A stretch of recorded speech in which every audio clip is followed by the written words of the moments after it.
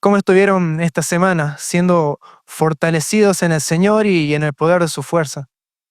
Ahí escuché que varios hermanos tuvieron luchas, cosas con las que estuvieron luchando, batallas espirituales. En mi caso, muchísimo cansancio, muchísimo estrés, situaciones chiquititas, pero que te comen el día. Fue un poco difícil. Pero, ¿cómo estuvieron siendo fortalecidos en el Señor?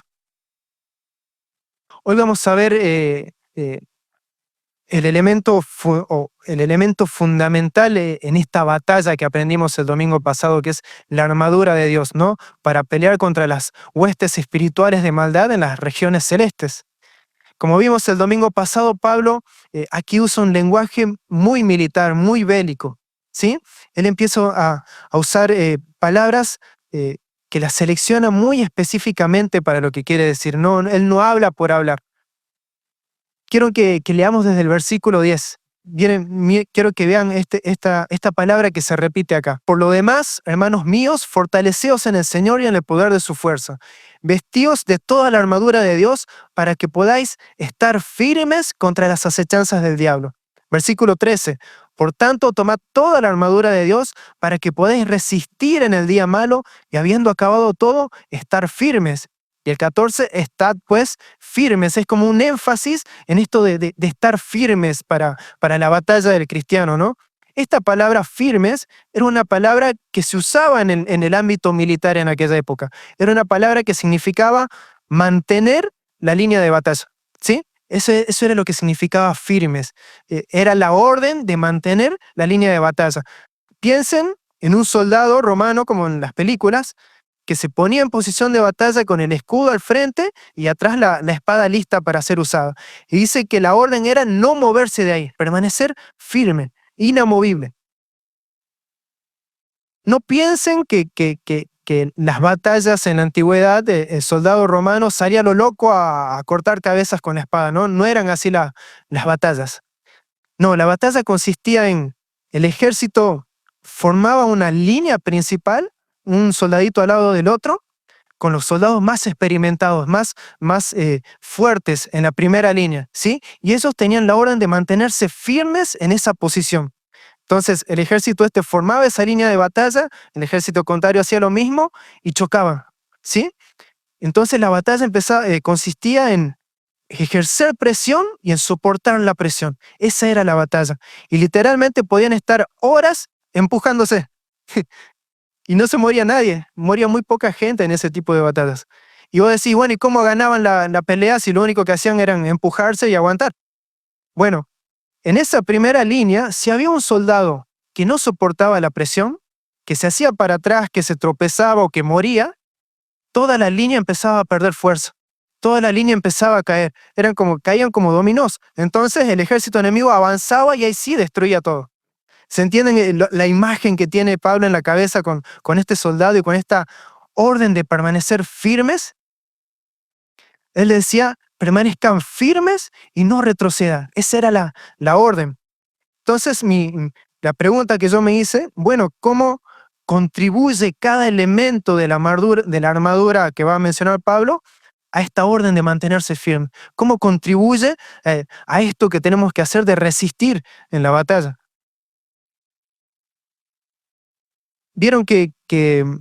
Primero vieron que en el versículo 13 dice, para que podáis resistir el día malo y habiendo acabado todo, estar firmes.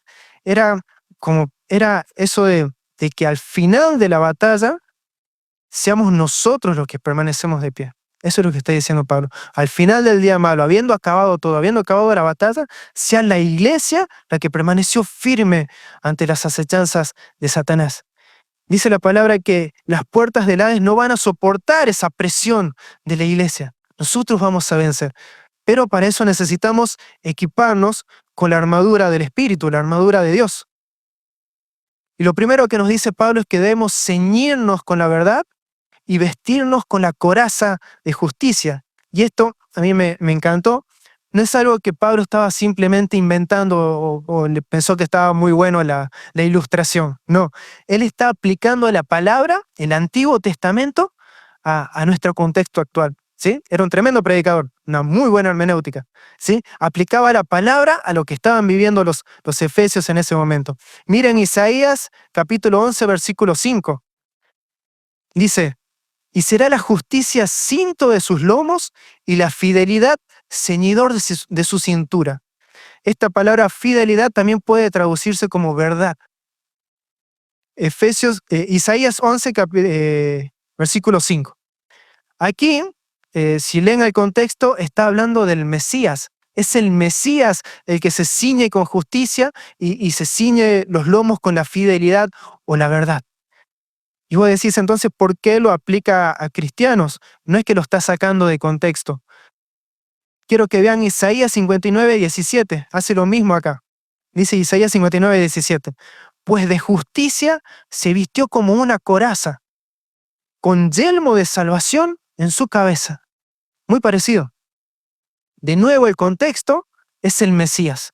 Es el Mesías el que llega a la batalla vestido con una coraza de justicia y con el yelmo de la salvación.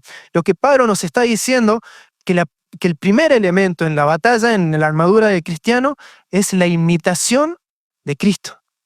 Como Él es, somos nosotros, dice la palabra. Así como Cristo estaba caracterizado por la verdad y la justicia en toda su manera de vivir, nosotros como creyentes vivimos de esa manera. Habiendo sido declarados justos por medio de la justificación, ahora vivimos en justa manera de vivir, dice la palabra. Si la excelencia moral es tu coraza, ¿de qué puede acusarte Satanás? ¿Con qué pensamientos puede jugar con vos si vos tenés tu mente tranquila de que estás viviendo en justicia, en fidelidad y en verdad como vivió Cristo? Por eso Tito 6 y 1 de Timoteo 3:2, hablando en específico del pastor, pero aquí aplicado a todos, habla de personas que son irreprensibles moralmente. ¿Por qué? ¿Para qué? 1 de Timoteo 3:7 dice que así él va a tener un buen testimonio con los de afuera y no va a caer en descrédito y en lazo del diablo. Si estás viviendo en pecado privada y públicamente, sos presa fácil para Satanás. Vas a caer en lazo del diablo, vas a caer en descrédito. La realidad es que el mundo se da cuenta cuando un cristiano vive mal y vive bien. Se da cuenta. Es la típica, pero ¿qué no eras cristiano? ¿Cómo vas a hacer eso? El mundo es un desastre, pero sí se da cuenta cuando el cristiano es hipócrita. Es impresionante como que tiene esa percepción. Si sos un hipócrita, sos presa fácil para Satanás. Si sos imitador de Cristo en toda tu manera de vivir, viviendo en justicia, en verdad, de completa honestidad, vas a resistir en el día malo. El primer elemento de la armadura de Dios es esta coraza, es esto que te cubre, te resguarda, que es una vida de excelencia moral. ¿Lo pueden ver? Así que para estar firmes es necesario en primer lugar imitar a Cristo. Vivir en justicia y verdad como vivió Jesús. Pablo decía, imítenme a mí así como yo imito a Cristo. O imítenme a mí y a todos los que se manejan de esta manera, decía Pablo.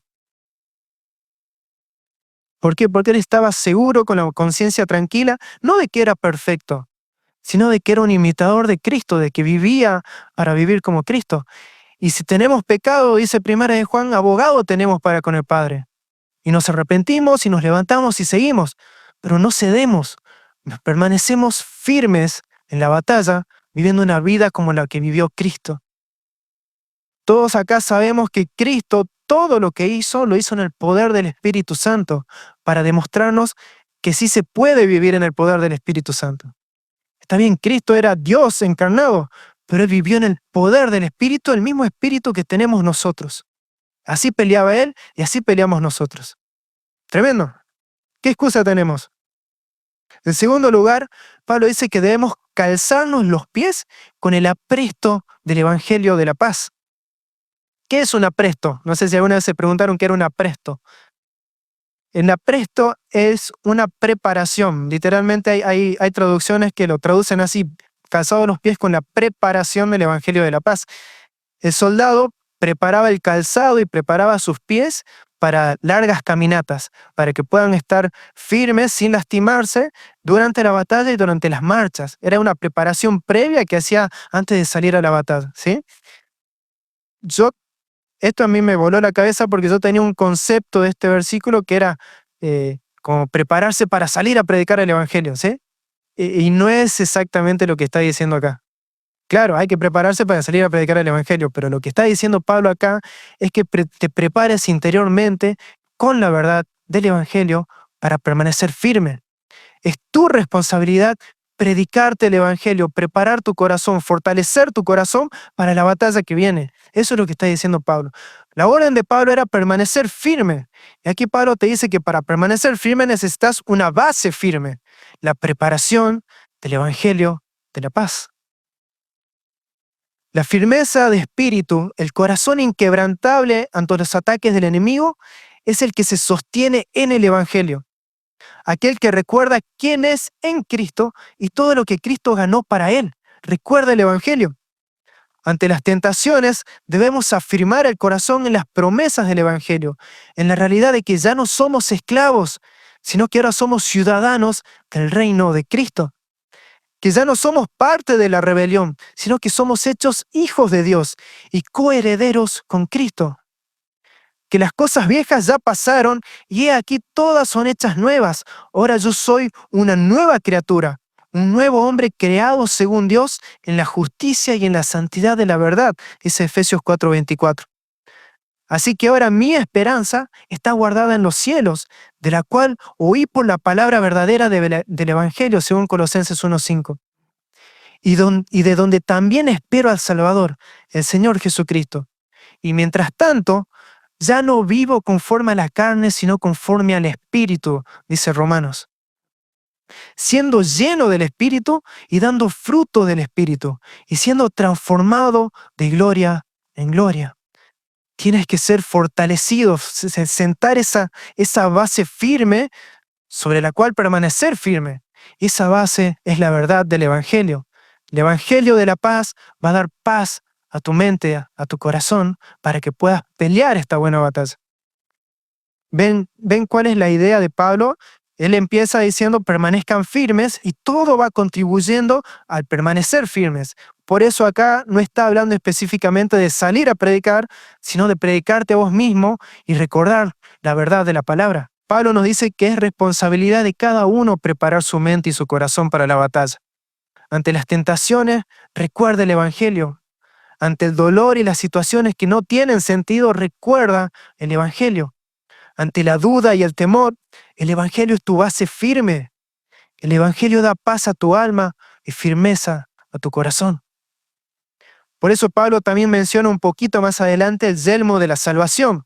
Es necesario que guardes tu mente y tus pensamientos de la influencia de Satanás, recordando que ya fuiste salvado por Cristo, ¿sí? Fuiste justificado por Cristo y Dios ya no te considera parte de los rebeldes.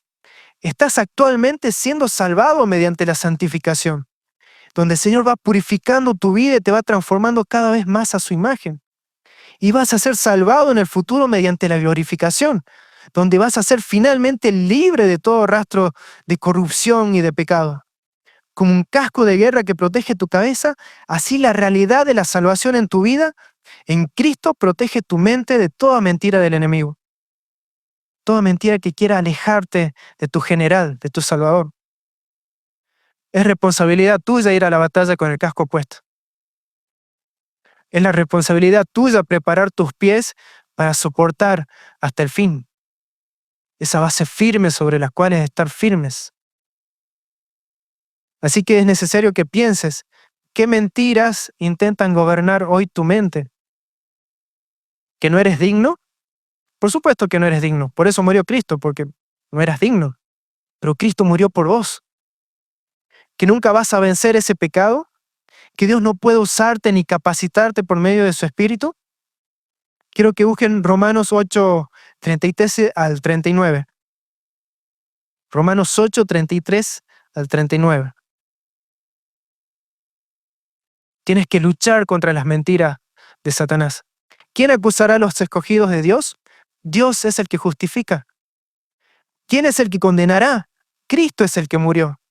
Más aún, el que también resucitó, el que además está a la diestra de Dios, el que también intercede por nosotros constantemente hoy Él intercede por vos. ¿Quién nos separará del amor de Cristo? ¿Tribulación o angustia o persecución o hambre o desnudez o peligro o espada? Como está escrito, ya nos avisaron, por causa de ti somos muertos todo el tiempo, somos cortados como ovejas de matadero, ya lo sabemos. ¿Quién nos va a separar de su amor? Antes, en todas estas cosas, somos más que vencedores por medio de aquel que nos amó. Por lo cual estoy seguro que ni la muerte, ni la vida, ni ángeles, ni principados, ni potestades, ni lo presente, ni lo porvenir, ni lo alto, ni lo profundo, ni ninguna otra cosa creada nos podrá separar del amor de Dios que es en Cristo Jesús, Señor nuestro. Tremendo. La mentira de Satanás no puede gobernar tu mente si estás constantemente fortalecido en el Evangelio. Creo que ya lo conté varias veces, pero una vez el pastor Luis, yo le estaba contando una lucha que tenía y que no podía ganar y él me dice, recordá el Evangelio. Y se va. Y yo quedé como, ¿qué será que quiso decir? Es que no entendía el Evangelio. Yo pensaba que el Evangelio era, ya no me voy al infierno. El Evangelio es todo lo que Cristo ganó para vos. Es tremendo. Recuerda el Evangelio, fortalece tu corazón en la verdad de la palabra. El siguiente elemento en la armadura es el escudo de la fe. El escudo romano medía más o menos 1,40 y cubría todo el cuerpo del soldado, ¿sí? Cubría, era como curvo para evitar que los espadazos penetren, ¿sí? Aparte de la coraza que tenía el soldado, principalmente tenía el escudo. Y muchas veces lo que está diciendo Pablo no es tanto recordar el Evangelio o recordar la doctrina que ya sabemos, sino creerla. En este versículo nos dice, sobre todo, tomad el escudo. O quiere decir, en otras palabras, en toda circunstancia, en todo momento, es necesario aplicar la fe en cada momento de la batalla que tenemos. La confianza viva, activa en las promesas del Evangelio nos permite extinguir, ahogar completamente cualquier ataque del enemigo. ¿Sí? No es solamente recordar doctrinas que las repasé una y otra vez, es creerlas. No es solo recordar que fui justificado, es realmente creer que Cristo me salvó, que ya no soy ciudadano del reino de las tinieblas. Ahora soy del reino de Cristo. Es creerlo, no solamente recordarlo. En un momento en que yo estaba muy, muy hundido espiritualmente, a mí me pasaba de pensar que decían, yo no quiero leer biografías eh, porque me condenan, porque yo no puedo vivir eso, biografías de cristianos. Yo no quiero leer tal libro cristiano porque yo sé que no lo voy a poder vivir. Es que no tenían absolutamente nada de fe.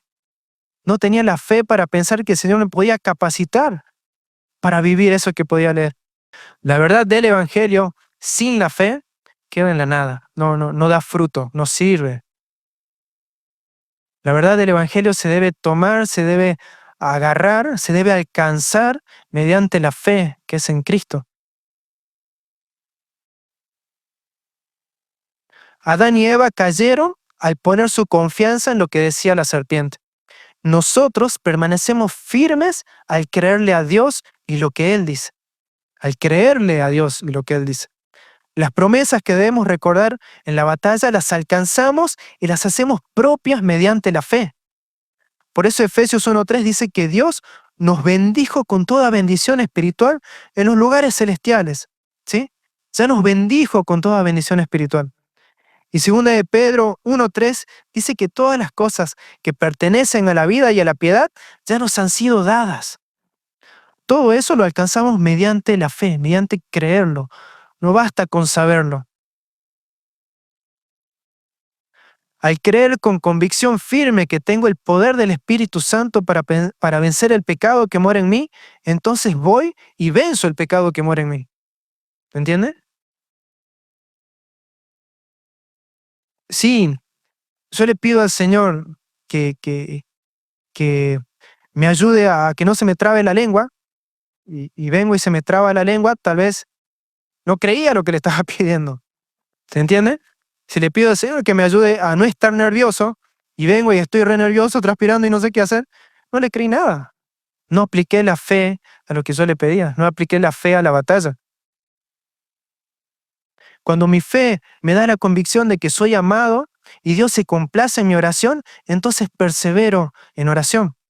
Sin fe es imposible agradar a Dios, porque es necesario que el que se acerca a Dios crea que le hay, crea que Él está, que Él responde, que Él escucha, y que es galardonador de los que le buscan.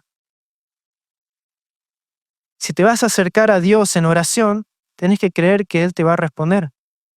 Si no, no te va a responder.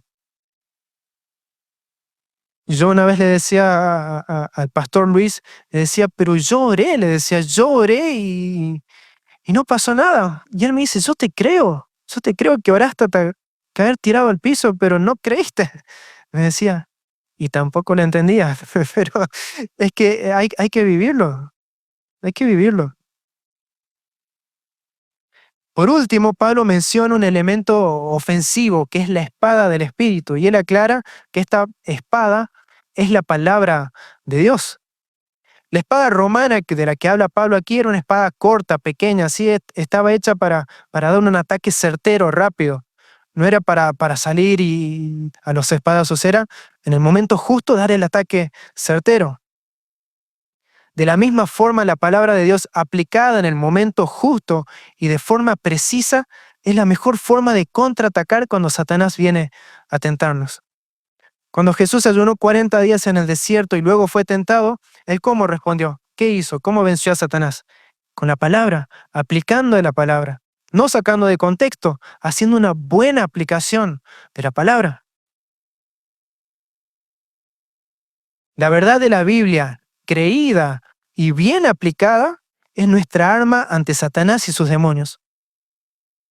No por nada tenemos un mundo que se esfuerza y lucha y pelea por desestimar la palabra de Dios. La palabra de Dios en este mundo es ridiculizada en algunos lugares, mientras que en otros es prohibida como si fuera un arma o una bomba. Algunos, eh, como el régimen chino o el régimen norcoreano, le tienen miedo, por eso la prohíben. Otros sienten odio o simplemente indiferencia.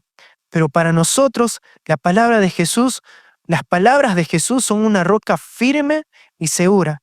Son como una espada de dos filos que traspasa primero nuestro corazón llevándonos al autoexamen y luego esa misma espada nos guarda de las mentiras y tentaciones del enemigo cuando atacamos con la palabra de Dios. No me estoy refiriendo, como hacen algunos, de que estoy siendo tentado y empiezo a declarar y declaro. Y creo que por hacer un conjuro mágico con la palabra, ya está. No, es creerla y creer la verdad de la palabra en ese momento.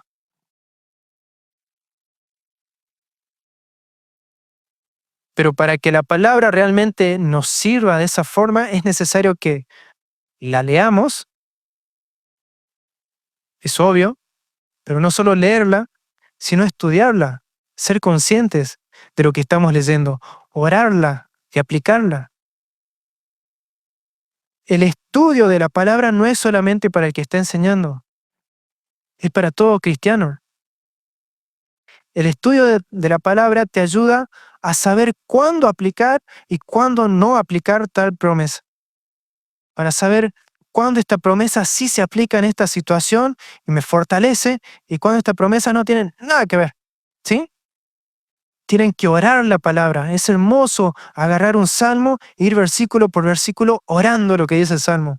Y lo crees. Es tremendo. Agarrar Efesios capítulo 1 y leerlo de corrido y hacer eso, hacerlo tu oración. Es tremendo. Y así con cada pasaje de la Biblia. No, eh, no me acuerdo el nombre de este hermano. Bueno, un hermano, él hablaba de leer la palabra de rodillas. ¿Qué significaba? Leer la Biblia, pero constantemente orando a medida que va leyendo. Y la hacía suya, la ponía en su corazón. Es tremendo orar así. Te cambia totalmente tu forma de orar. Y aparte de orarla, aplicarla en los momentos justos. ¿Sí? El soldado de Cristo, vestido con toda la armadura de Dios, debe luchar y aplicar todo esto en el ambiente de la oración continua. La victoria en la batalla principalmente se gana en la oración. La batalla es cuando viene Satanás y te presenta situaciones que te generan pensamientos y te hacen tomar decisiones, pero vos ya ganaste la batalla habiéndote fortalecido en oración con el Señor. Ahí el Señor te da luz, te inspira y te dice eh, eh, cómo aplicar el conocimiento que tenés de la palabra. ¿Sí? Es como un general, un estratega que antes de la batalla va y examina el terreno, ve dónde puede poner los soldados, dónde no, y ahí principalmente gana la batalla. Luego la batalla se da y gana. Por eso el versículo 18 nos dice que todo esto que leímos tiene que ser orando en todo tiempo con toda oración y súplica en el Espíritu. Hablábamos recién con un hermano y claro, hay personas que vienen y te dicen, eh, cuando estoy por ser tentado, ahí me pongo la armadura de Dios. Y algunos empiezan a decir, me pongo el yelmo de la salvación, me pongo la coraza, me pongo... No, es un estado constante de alerta, de saber que estás en batalla, constante de oración. Dice, orando en todo tiempo, con toda oración y súplica en el Espíritu. No podés esperar hasta la batalla para empezar a cambiarte rapidito y a ver si llegás. No, vos estás, como dice Pablo al principio, firme, listo, sosteniendo la línea para cuando llegue la tentación, para cuando llegue el ataque de Satanás. Por eso John Bunyan dijo que la oración hará que un hombre deje o el pecado hará que un hombre deje la oración. La victoria en la batalla la vas a encontrar de rodillas, aplicando una fe completamente dependiente de Dios y su poder en vos. Ahí vas a encontrar la victoria. Ahora, el soldado romano que Pablo tiene en mente no es un soldado individualista, ¿sí? No es un guerrero solitario que sale a la batalla a cortar cabezas por sí mismo. El soldado romano siempre luchaba en conjunto como parte de un cuerpo. Recuerdan lo que dijimos, la batalla era un soldado al lado del otro y entre todos se sostenían, entre todos mantenían la línea. Uno caía, todos caían.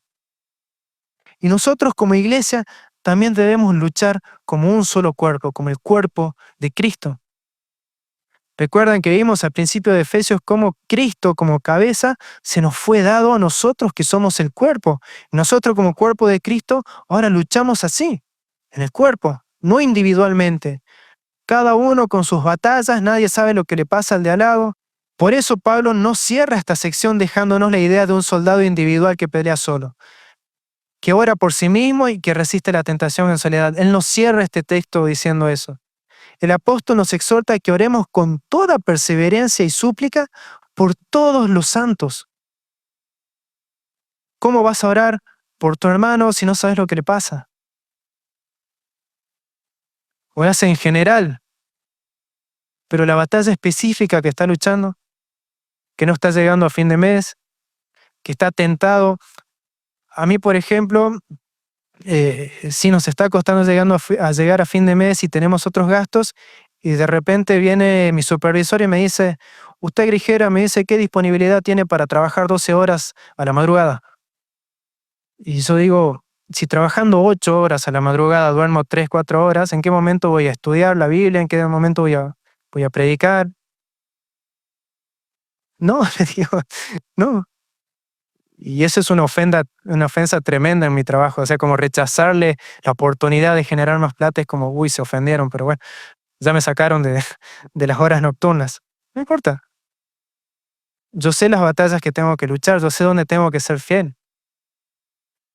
La tentación de un poquito más de plata no me mueve. ¿Se entiende? El apóstol nos exhorta a que oremos con toda perseverancia y súplica por todos los santos, por hermanos como él que están en primera línea de batalla. Él dice que Él está predicando, Él es mensajero, embajador en cadenas. Él está predicando el Evangelio en la primera línea, llevando su palabra, entregado por completo al servicio a Dios. Tiene que ser parte necesaria, fundamental de nuestra oración diaria, el orar por los hermanos que están en primera línea, por los hermanos que están en el ministerio, los hermanos que salen a predicar a la calle, los que están predicando acá, los que están sirviendo constantemente, esforzándose y luchando. Tiene que ser parte fundamental. ¿Quieres vencer? Deja de centrarte en ti mismo y en tus propias batallas y empieza a pensar en las batallas del cuerpo de Cristo, de iglesia. Tremendo. Confía en tus hermanos, comparte tus luchas y ora por las luchas de los demás. Ora por aquellos que sirven esforzadamente en la iglesia y se entregan al servicio de otros. Así la victoria contra Satanás es de la iglesia en el poder de Dios. Las puertas del Hades no van a poder soportar, resistir el embate de la iglesia. No van a poder. El soldado que se iba solito por ahí, moría. Era así. Preguntas de aplicación, como siempre. ¿Estás intentando luchar esta batalla espiritual sin estar vestido con la armadura de Dios? ¿En tus propias fuerzas? ¿Con lo que a vos se te ocurre? ¿Estás intentando luchar de esa forma? ¿Tu vida es una lucha constante por permanecer firme hasta el fin?